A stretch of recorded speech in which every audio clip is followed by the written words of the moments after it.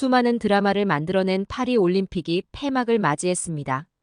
한국은 축구, 농구 등 단체 구기 종목이 대거 예선에서 탈락하며 21개 종목 144명으로 48년 만에 최소 규모의 선수단으로 참가했는데요. 그럼에도 불구하고 활, 총, 검이라는 전투 분야에서 놀라운 성과를 얻어내며 2024 파리 올림픽에서 금메달 13개 등을 획득하며 종합순위 8위를 기록했습니다. 2012년 런던 대회 이후 최대의 성과입니다. 한국 선수들의 뛰어난 성과는 외신들에게도 큰 주목을 받았죠. 그런데 그들은 한국 선수들뿐만 아니라 한국이 종주국인 태권도에 큰 관심을 나타냈는데요. 오늘은 파리 올림픽을 취재하기 위해 프랑스에 가 있다는 미국의 스포츠 기자가 메일을 보내왔습니다. 올림픽을 현장에서 생생하게 체험한 이 기자는 태권도 경기를 보면서 특히 느낀 점이 많았다고 하는데요. 오늘의 사연 들어보겠습니다. 안녕하세요. 미국의 스포츠 기자로 일하고 있는 샤론이라고 합니다. 저는 지금 올림픽을 취재하기 위해 프랑스 파리에 와 있습니다. 저는 다양한 종목의 여러 시합과 선수들을 취재했지만 그 중에서도 태권도에 관심을 가지고 있었어요. 미국은 이번에 태권도에서 동메달을 하나 땄을 뿐이에요. 그런데 왜 태권도에 관심을 가졌냐고요? 사실 그건 제 개인적인 이유에서인데요. 저한테는 아들이 둘 있는데 정말 못 말리는 말썽쟁이들이거든요. 일을 마치고 아이들을 픽업해서 집에 오면 아직도 체력이 넘치는 두 녀석은 제가 쉴 틈을 주질 않아서 정말 힘들었어요. 그런데 저랑 비슷한 처지의 동료가 아이들이 태권도를 시작했는데 너무 좋다고 적극 추천을 하는 거예요. 저는 반신반의하는 마음으로 아이들을 동네 태권도 도장에 보내봤어요.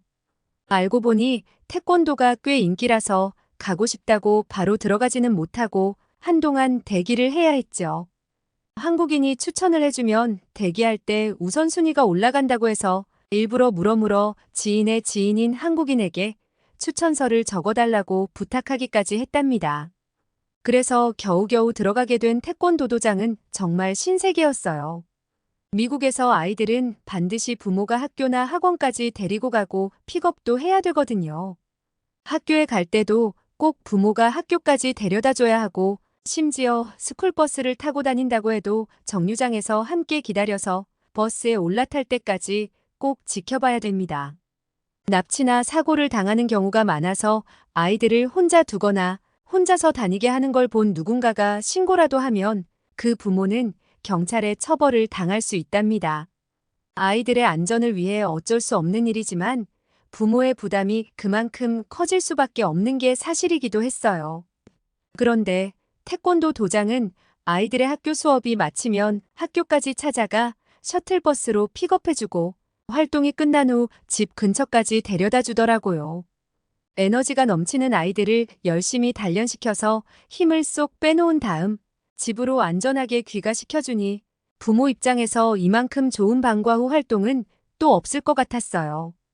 힘을 발산할 곳이 없었던 아이들도 신나게 몸을 움직일 수 있으니 수업이 너무 재밌다고 좋아했어요.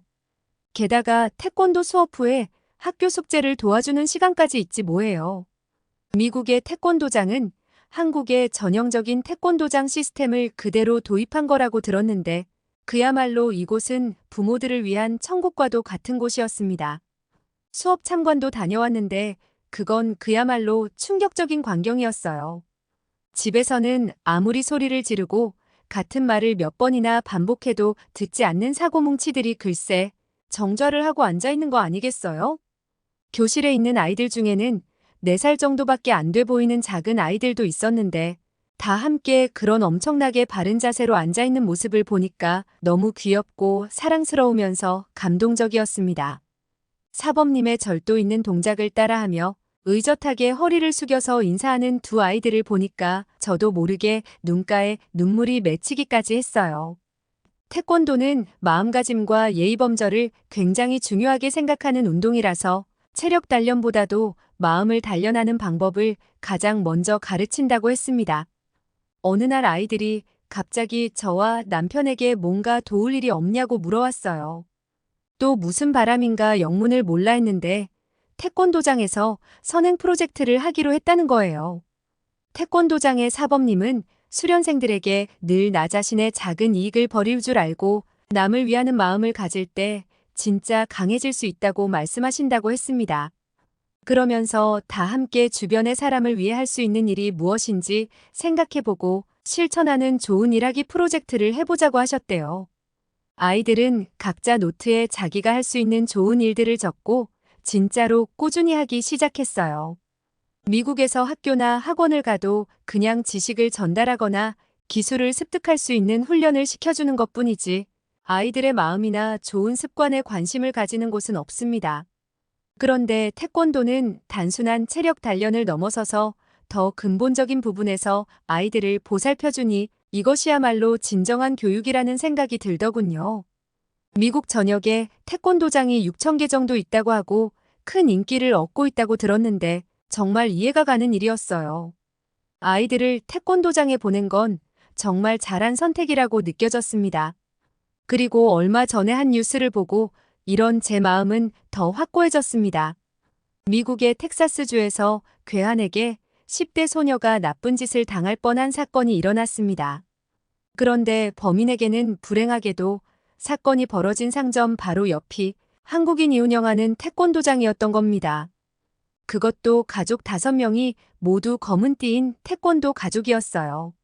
아무리 유단자라고 해도 범인이 총이나 무기를 소지하고 있을 수도 있는데 비명 소리를 들은 그들은 조금의 주저함도 없이 가게 안으로 달려들어갔다고 해요. 그리고 위험을 무릅쓰고 가족이 힘을 합쳐서 소녀를 구해냈습니다. 저는 이 뉴스를 보고 소녀가 무사한 것에 감사의 기도를 했습니다.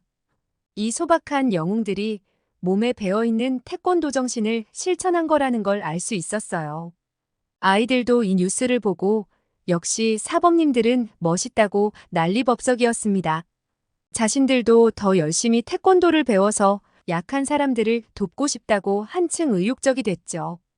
이런 제 경험 때문에 저는 태권도에 대해 호의적인 깊은 관심을 가지게 되었습니다.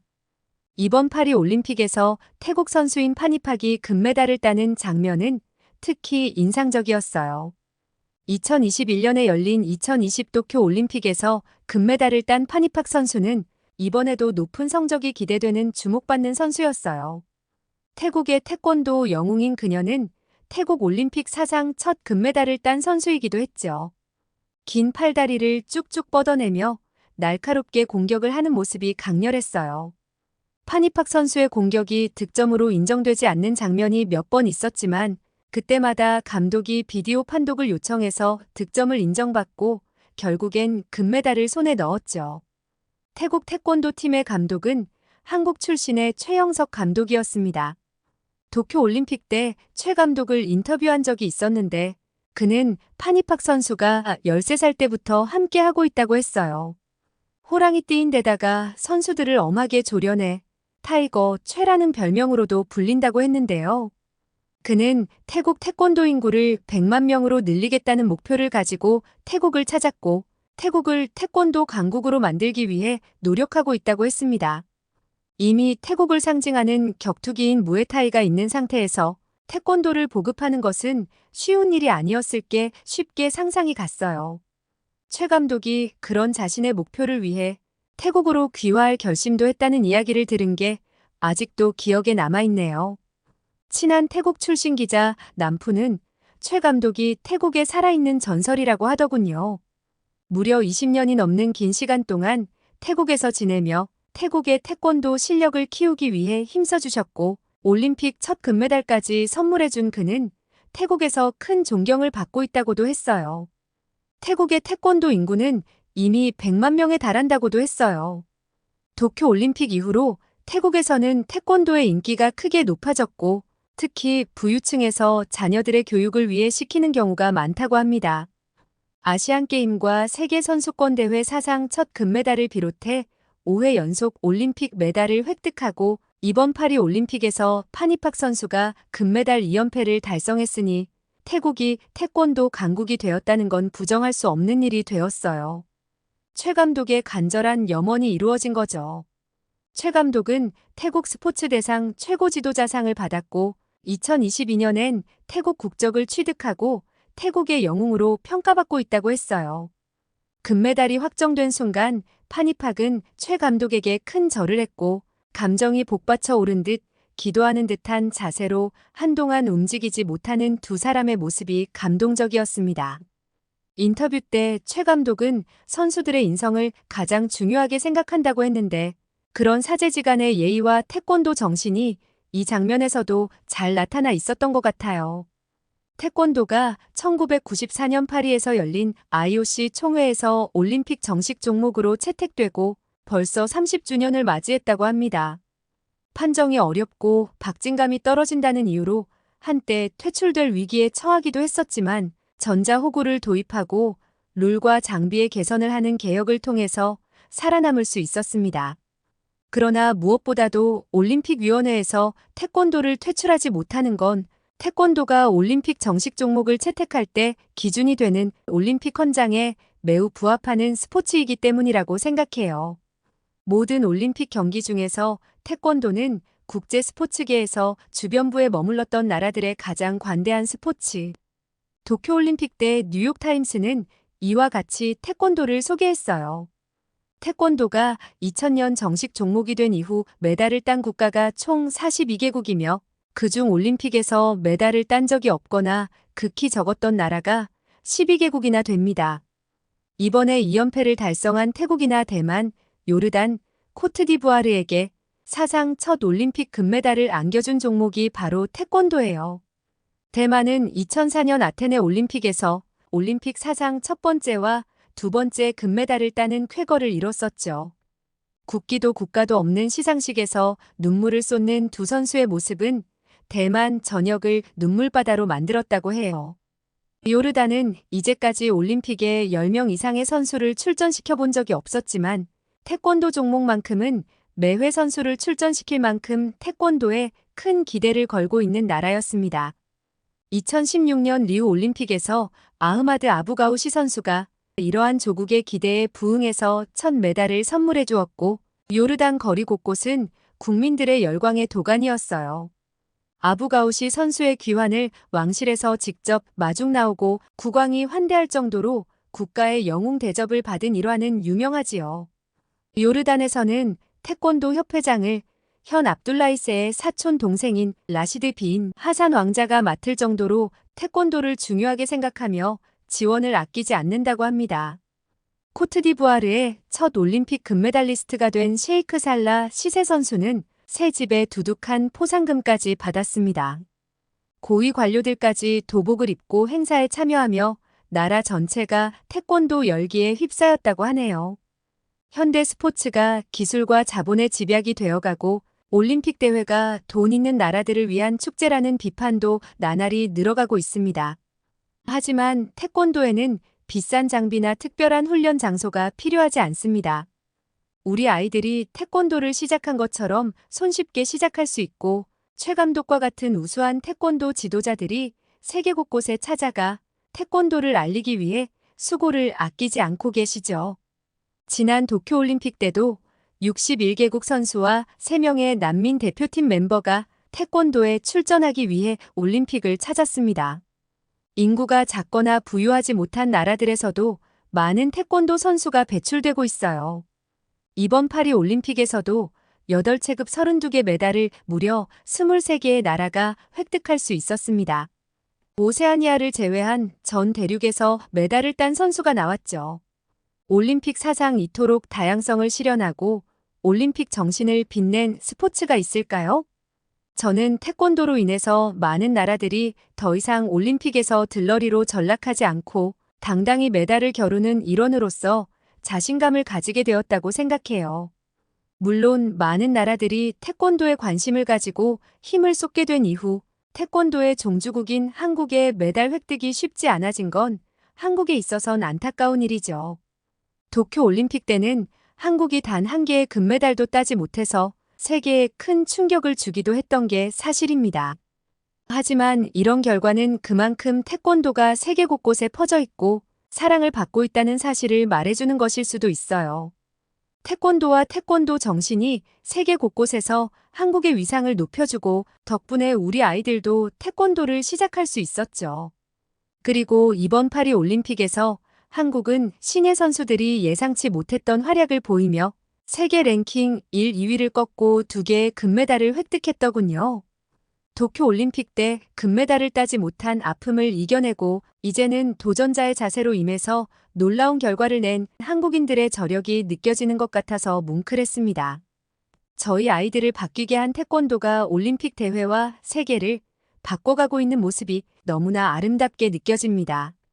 스포츠 기자로서 취재를 하면서 운동이 발휘하는 힘과 사람들을 화합시키는 감동의 드라마를 많이 봐왔어요. 이번 파리 올림픽에서는 태권도가 만든 세계의 기적이 다시 한번 강렬하게 제 가슴을 울리고 있습니다. 파리 올림픽이 막을 내리고 2028년에는 미국 로스앤젤레스에서 올림픽이 열립니다. 그때는 아이들을 데리고 함께 태권도 시합을 관전하러 갈 생각입니다.